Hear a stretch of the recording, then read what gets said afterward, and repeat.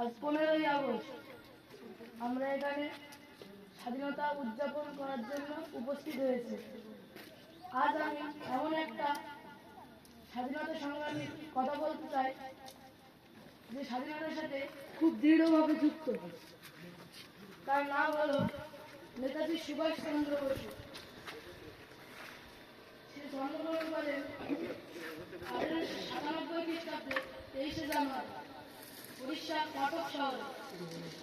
সে ছোটবেলা থেকে খুব বুদ্ধিমান এবং সাহসী ছিল।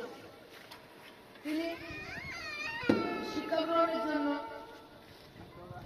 ইংল্যান্ডে গিয়ে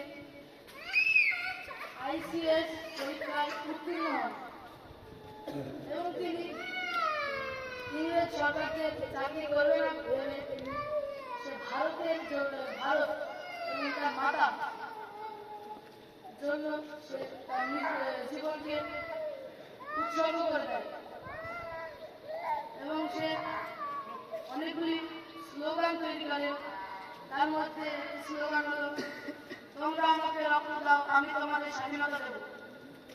এবং তিনি পূর্ব এশিয়ায় গিয়ে অনেকগুলি ফৌজ তৈরি করে এবং ভারতীয়দের সেই ফৌজে যুক্ত করে